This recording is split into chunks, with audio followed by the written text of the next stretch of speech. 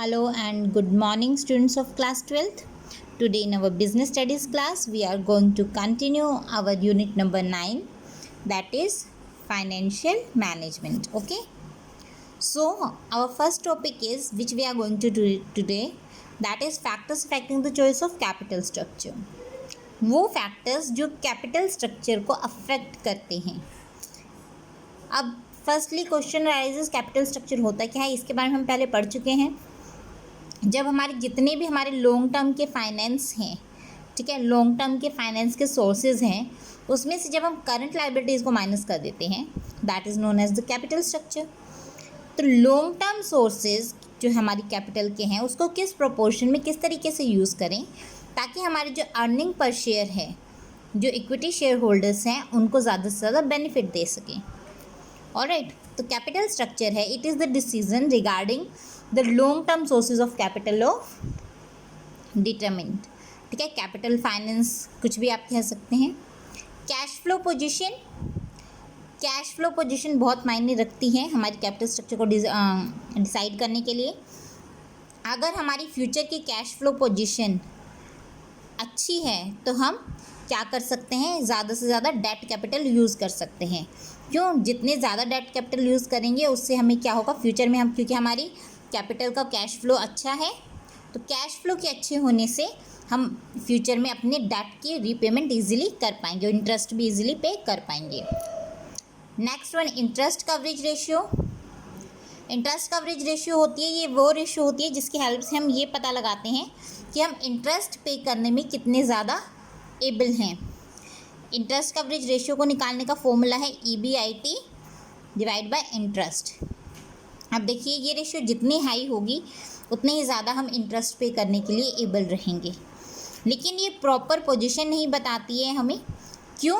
क्योंकि इसके अंदर कैश फ्लो का प्रॉपर प्रोपोर्शनेट नहीं पता चलता है कि कंपनी की हो सकता है ICR तो अच्छी हो लेकिन कैश फ्लो पोजीशन वीक हो, तो उस सिचुएशन में हम कम डेब्ट कैपिटल यूज़ करेंगे. तो इस तरह से हम देख सकते हैं कि ICR हमारा प्रॉपर एक तरह से फैक्टर नहीं है जिसकी हेल्प से हम कैपिटल स्ट्रक्चर डिसाइड कर सकें. Next one is debt service coverage ratio. This is the ratio with the help of which the drawback of interest coverage ratio will be covered. देखिए, इंटरेस्ट कवरेज रेशियो में क्या drawback था कि इसमें cash flow position का नहीं पता चलता था, हमारी फर्म की कैश फ्लो की पोजीशन कैसी है. But debt service coverage ratio के अंदर, इसके अंदर हमें फर्म की कैश फ्लो की पोजीशन भी पता चल जाती है. How? It's formula is profit after tax plus depreciation plus interest plus non cash expenses return of. Non cash expenses कौन से होते हैं? जैसे डेप्रिसिएशन है, ठीक है, और divided by preference dividend, preference share holders को जितना डिविडेंड की दिया है, plus interest plus repayment of obligation, हमें कितना रीपेमेंट करना है, हमारे ऑब्लिगेशंस कितने हैं, डिबेंचर्स लोन्स वगैरह वो कितने हैं. ठीक है, उससे हमारी डेट सर्विस कवरेज रेशियो आ जाएगी.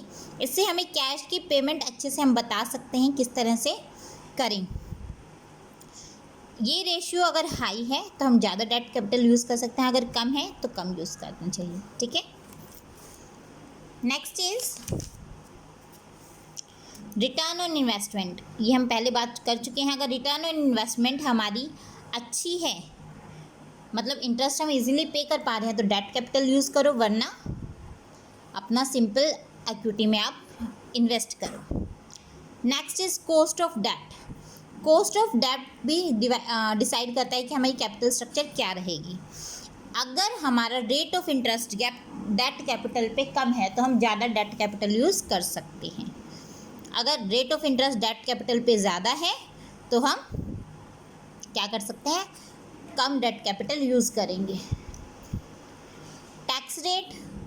टैक्स रेट में क्या होगा बेटा, अगर हमारा टैक्स रेट हाई है तो डेट कैपिटल की हमारी जो कॉस्ट है वो डिक्रीज़ हो जाएगी, तो इट मीन्स हम ज़्यादा डेट कैपिटल यूज़ कर सकते हैं.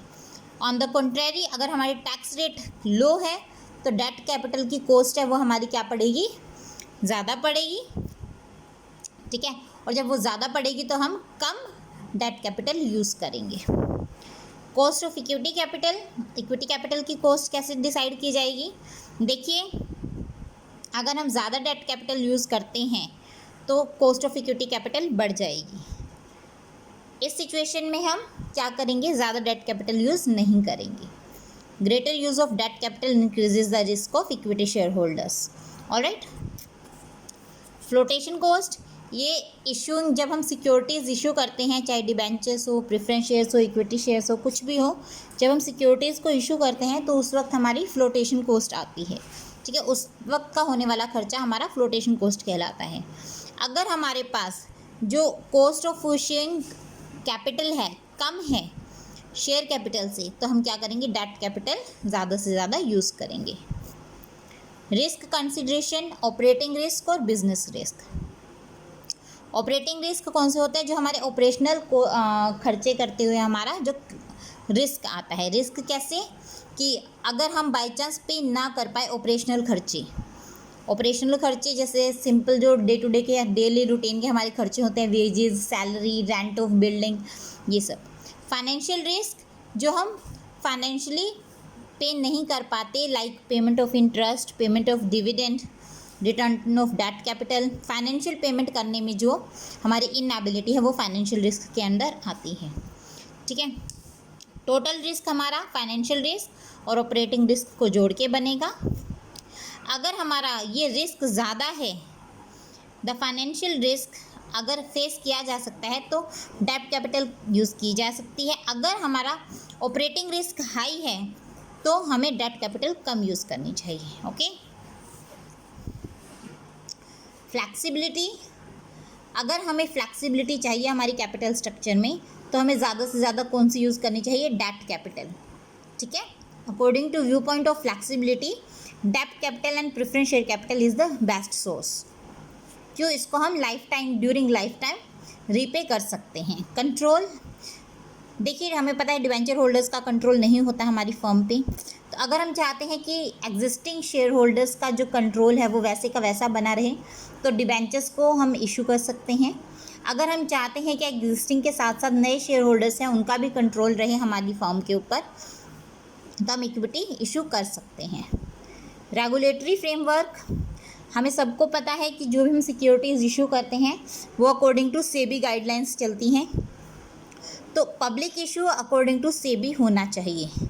ठीक है, SEBI stock exchange board of India, I can say security exchange board of India. Stock market की कंडीशन कैसी है, अगर मार्केट डल है, डल मीन्स मार्केट की पोजीशन अच्छी नहीं है, तो इन्वेस्टर्स इन्वेस्ट करने में डरेंगे, इक्विटी में इन्वेस्ट नहीं करेंगे, डिबेंचर्स में इन्वेस्ट करेंगे। ठीक है, और ऑन द कॉन्ट्रैरी जब कंडीशन मार्केट में अच्छी है, ठीक है, मार्केट की सिचुएशन हमारी अच्छी है, तो उस वक्त ज़्यादातर जो इन्वेस्टर्स हैं वो इक्विटी में इन्वेस्ट करना पसंद करेंगे। तो अकॉर्डिंगली हमें कैपिटल स्ट्रक्चर तैयार करनी चाहिए। Capital structure of other companies, अगर हम किसी इंडस्ट्री से रिलेटेड हैं तो जो हमारी इंडस्ट्री है उसके most of the time profitability, cost of production, product, ये सब चीज़ें सेम होती हैं, तो हमें सेम कैपिटल स्ट्रक्चर अपनानी चाहिए as you can say adopted by the other firms और companies of our industry. Alright, so these are the points which, or you can say these are the factors which affect the capital structure decision. Now our next topic is fixed and working capital concept and determinants. We will do this topic tomorrow. Your today's homework is you have to read out all the factors affecting the choice of capital structure thoroughly and make the notes of the same. All right, so that's all for today. Thank you beta.